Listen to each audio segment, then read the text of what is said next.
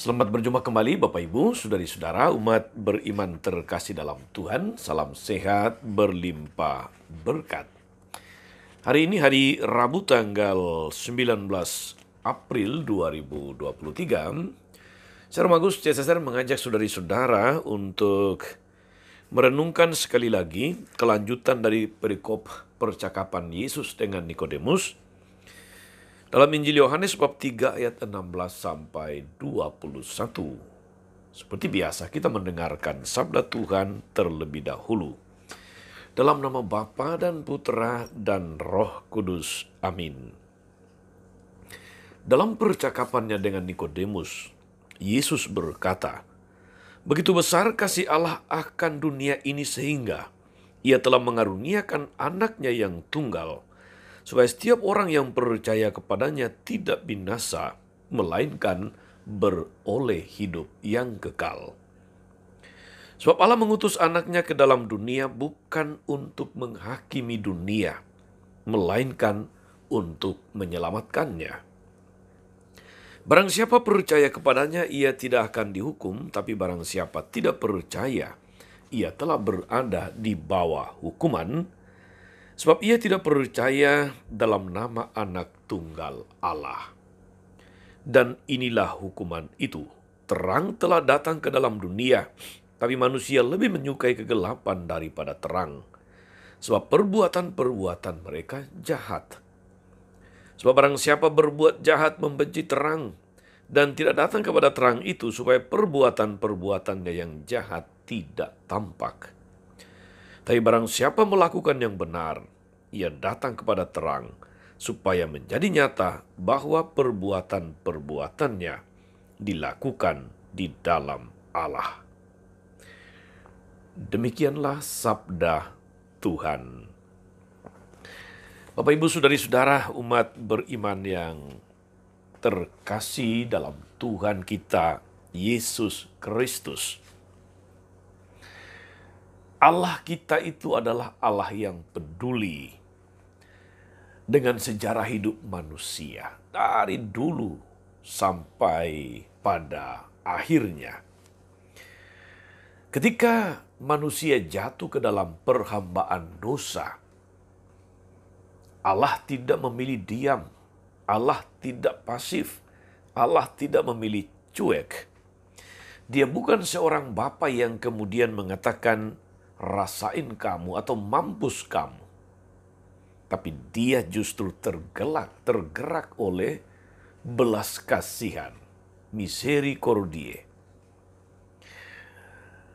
Dorongan belas kasihannya atas manusia yang menderita ini,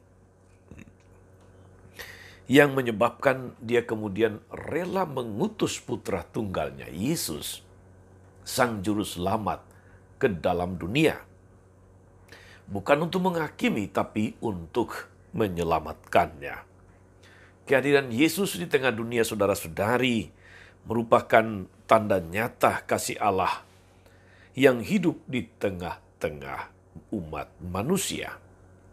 Saudari-saudara, umat beriman terkasih dalam Tuhan, kehadiran Yesus Putra Allah menjadi undangan bagi kita. Undangan bagi setiap orang untuk mengalami keselamatan. Yesus hadir dan mengajarkan, katakanlah itu nilai-nilai langit, nilai-nilai yang di atas, atau dalam bahasa Rasul Paulus, perkara-perkara yang di atas. Atau bisa juga kita katakan Yesus hadir dan menawarkan nilai-nilai surga dalam rupa cinta kasih, dalam rupa damai, keadilan, kebenaran, dan sebagainya. Yesus ingin agar nilai-nilai langit ini membatin dalam hidup manusia. Dan setiap orang menjawab undangannya untuk menjadi murid-muridnya. Karena itu, saudara-saudari, benar apa yang dikatakan oleh Rasul Paulus di dalam bacaan pertama pada hari Raya Paskah yang lalu, pada tanggal 10, tanggal 9 maksud saya, tanggal 9 April 2023. Dalam suratnya kepada jemaat di Kolose, Paulus katakan begini, "Saudara-saudara, kamu telah dibangkitkan bersama dengan Kristus, maka carilah perkara yang di atas, di mana Kristus berada, duduk di sebelah kanan Allah. Pikirkan perkara-perkara yang di atas, bukan yang di bumi. Sebab kamu telah mati dan hidupmu tersembunyi bersama dengan Kristus dalam Allah." Saudari-saudara, nilai-nilai sorga, nilai-nilai langit atau perkara-perkara yang di atas, itu sebetulnya bermakna sama. Yang mau mengatakan kepada kita bahwa kita yang telah percaya kepada Tuhan, yang telah mengikuti Yesus, semestinya hidup kita terarah selalu kepada perkara-perkara yang di atas. Nilai-nilai sorga, nilai-nilai kerajaan Allah, nilai-nilai langit yang ditawarkan oleh Tuhan. Manakala kita percaya menghidupi nilai-nilai langit ini, maka kita menjadi orang-orang yang diselamatkan.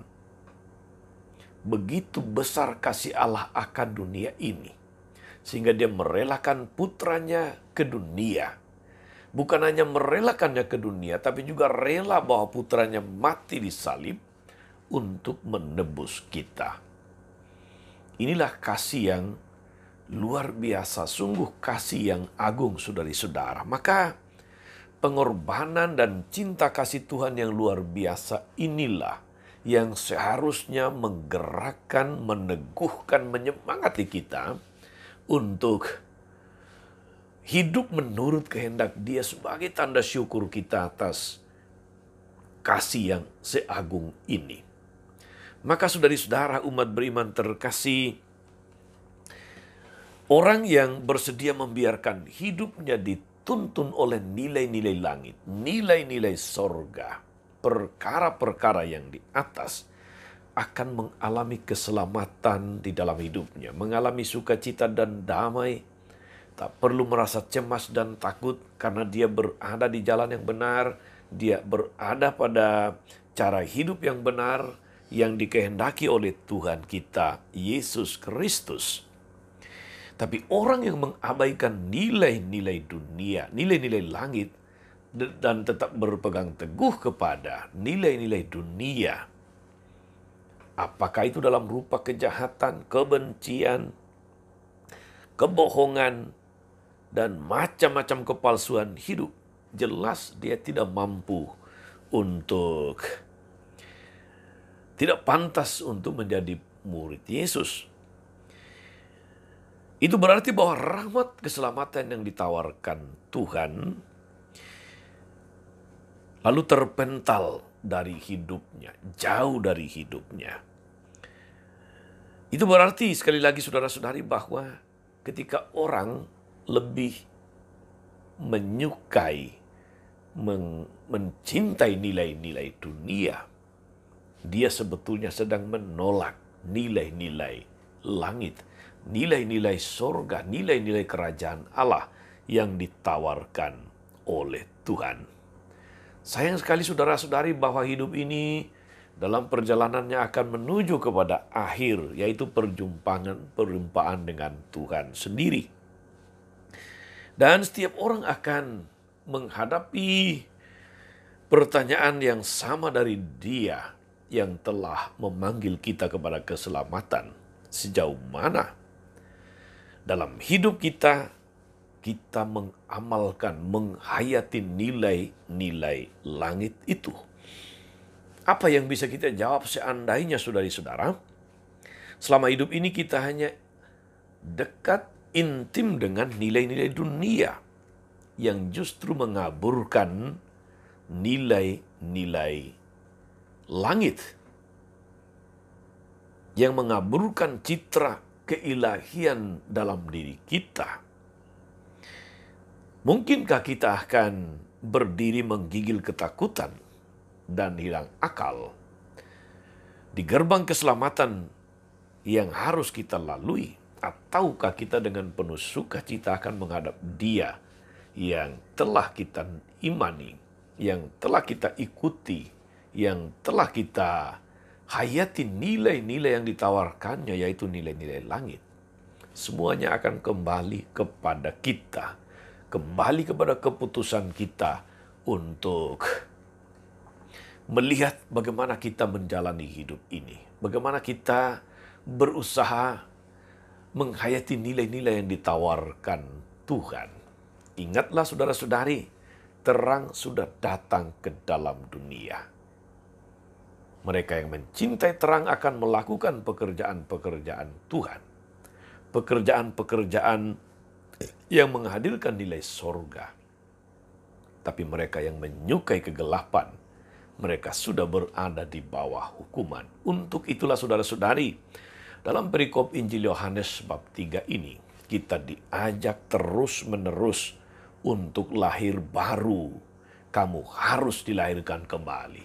Ini kesempatan yang baik bagi kita untuk memperbaharui komitmen, untuk memperbaharui hidup, agar senantiasa hidup berdasarkan nilai-nilai sorga, nilai-nilai langit yang ditawarkan oleh Tuhan Yesus, yang datang bukan sebagai hakim, tetapi sebagai pembawa keselamatan kepada kita.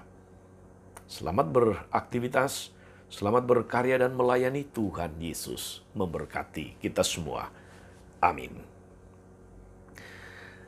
Tuhan Yesus Kristus, kami bersyukur atas kasih-Mu yang agung, kasih-Mu yang luar biasa, besarnya, sehingga Engkau datang ke tengah-tengah dunia untuk menyelamatkan kami. Kuatkan kami dengan kuasa Roh Kudus-Mu agar kami senantiasa terbuka untuk lahir baru, untuk hidup sesuai dengan rencana keselamatan, hidup sesuai dengan nilai-nilai yang Engkau tawarkan, yaitu nilai-nilai sorga, nilai-nilai langit. Semoga sepanjang hidup ini kami senantiasa boleh memastikan bahwa kami layak menjadi murid-murid-Mu terkasih. Terpujilah nama-Mu sepanjang segala masa. Amin.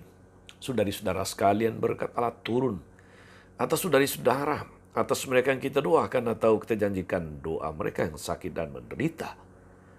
Segala rencana, karya, dan pelayanan hari ini Bapa dan Putra dan Roh Kudus. Amin. Tetap sehat dan teruslah menjadi berkat. Jangan lupa like, subscribe, nyalakan lonceng notifikasinya. Salam 52, Tuhan memberkati.